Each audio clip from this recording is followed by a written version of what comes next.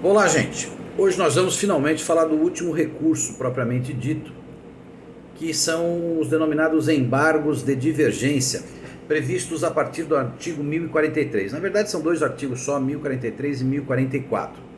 Os embargos de divergência são recurso especificamente para decisões do STJ e do STF, ou seja, ele é um recurso exclusivo desses dois tribunais superiores. Portanto, quando do julgamento do RESP e quando do julgamento do RE, é possível, então, a partir desse julgamento, interpor o recurso chamado embargos de divergência. Basicamente, o que significa embargo de divergência?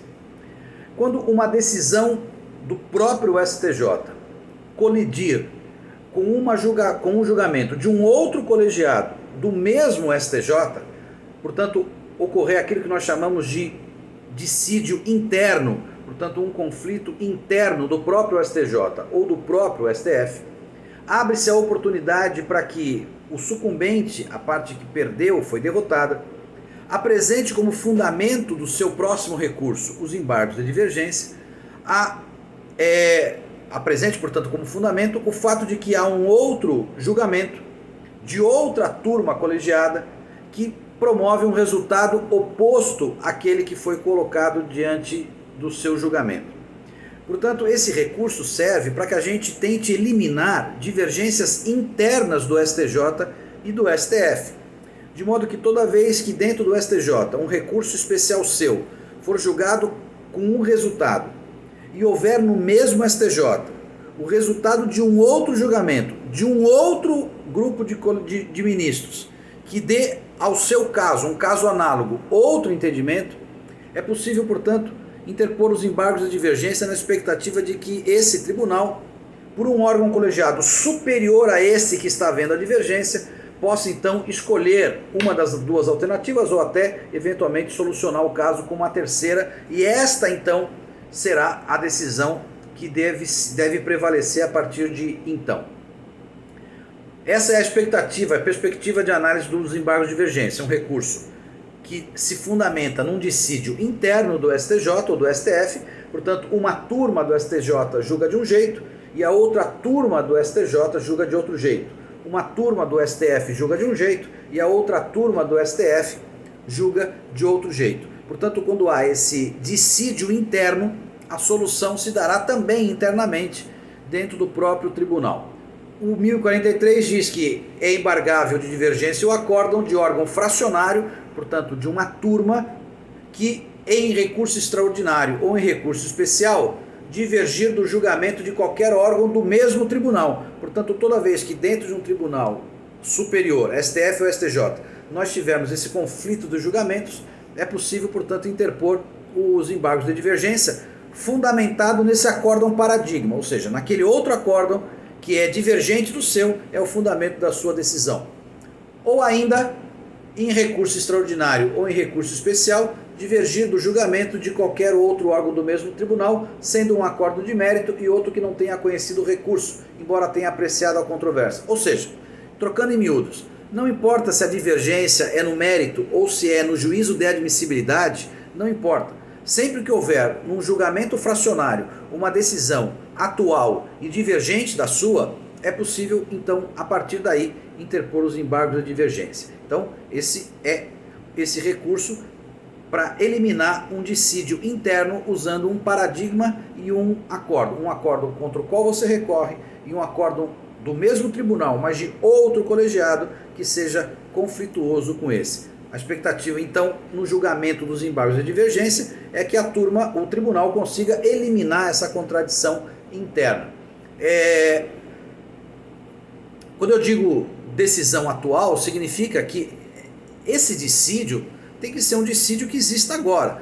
Se aquela turma que você encontrou um acórdão divergente hoje já tenha uma posição igual à do acórdão recorrido, do acórdão a recorrer, aí, portanto, não há divergência. O que eu quero dizer é o seguinte: não adianta achar um acórdão do STJ interno que seja mais do que antigo, que já não seja atual, porque aquela turma já mudou o seu posicionamento.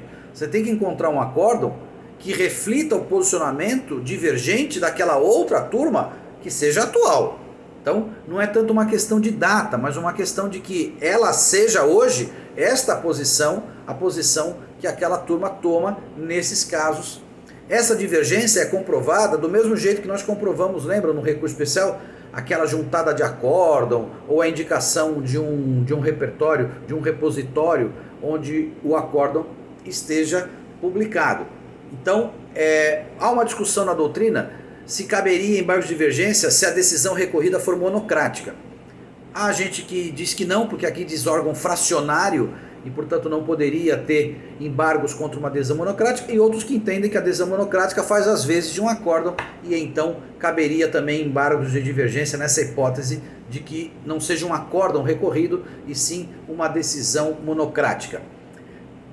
Se porventura o acórdão for da mesma turma, você pode até justificar os embargos de divergência se a composição da turma tiver mudado. Ou seja, você tem um acórdão da terceira turma e encontra divergente um acórdão da mesma terceira turma. Em tese não cabe embargo de divergência quando a divergência for de uma turma. Porque se é a mesma turma, na verdade não há divergência, há evolução de pensamento, né? Se eu digo uma coisa hoje e amanhã digo uma outra coisa, eu não estou divergindo, eu mudei minha posição. Mas quando essa mesma turma é integrada por ministros diferentes, aí é considerado como se fosse uma outra turma. Ela só é a mesma turma no número, né? Terceira turma.